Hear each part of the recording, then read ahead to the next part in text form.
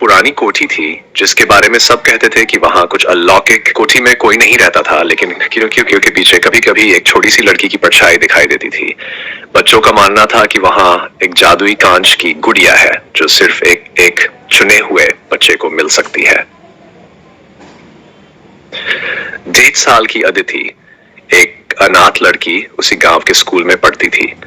वह बहुत शांत, संवेदनशील और दूसरों की मदद करने वाली बच्ची थी। उसका सपना था अपनी खुद की गुड़िया जो उससे बात करे, उसकी दोस्त बने। वह रोज कोठी के सामने से स्कूल जाती थी और खिड़की की ओर देखा करती थी, मानो कोई उसे बुला रहा हो। गुड़िया से पहली मुलाकात। एक शाम अदिति पेड़ों के पीछे गेट ढूंढ रही थी। अंधेरा हो रहा था और तभी उसे कोठी के गेट के पास कुछ चमकता हुआ दिखा। जब वह पास गई तो देखा जमीन पर रखी थी एक कांच की गुड़िया।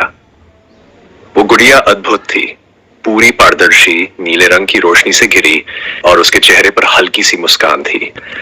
अदिति ने जैसे ही उसे छुआ, अचानक गुड़िया की आंखों में जान आ गई। तुमने मुझे छू लिया, अब मैं तुम्हारी हूं, एक मधुर आवाज आई। अदिति चौंकी नहीं बल्कि मुस्कुराई। तुम बोल सकती हो? हाँ, मैं एक जादुई गुड़िया हूं, लेकिन मेरा जादू सिर्फ नेकदिल इंसानों के लिए काम करता है। जादू की शुरुआत। उस दिन से अदिति की जिंदगी बदल गई। गुड़िया, जिसका नाम नूर था, अदिति की सबसे अच्छी दोस्त बन गई। जब अदिति उदास होती, नूर कहानी सुनाती। जब उसे भूख लगती और स्कूल में टिफिन नहीं होता तो नूर खाने का जादू कर देती, लेकिन सिर्फ तब जब अदिति ने दिन भर किसी की मदद की होती। एक दिन स्कूल में एक बच्चा बीमार हो गया। नूर ने अदिति को बताया कि अगर वो गांव के कुएं के पास लगे नीले फूल को पानी में डाल दे तो वो पानी दवा बन जाएगा। अदिति ने वैसा ही किया और सचमुच बच्चा ठीक हो गया। एक रहस्य खुलता है।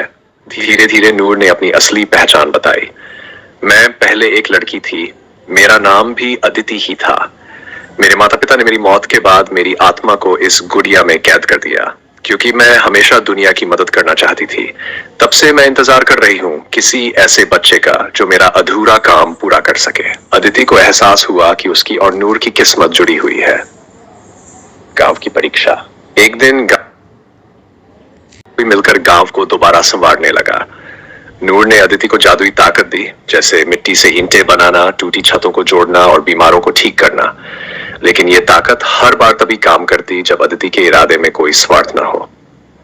नूर का अंतिम संदेश। एक रात जब काम पूरा हो गया, नूर की चमक धीरे धीरे फीकी होने लगी। अब समय आ गया है अदिति, मेरा जादू अब तुम्हारे भीतर है। मैं जा रही हूं, लेकिन जब भी किसी की सच्ची मदद करोगी, मेरी आवाज तुम्हारे दिल में गूंजेगी। गुड़िया फिर से सामान्य कांच की बनी और अदिति की हथेली में धीरे धीरे जम गई। अब एक साधारण लेकिन अनमोल स्मृति बन चुकी थी। अंत। अदिति अब बड़ी हो गई है। वह गांव की पहली डॉक्टर बनी और एक अनाथ आश्रम खोल चुकी है, लेकिन उसके कमरे में अब भी एक कांच की गुड़िया रखी है।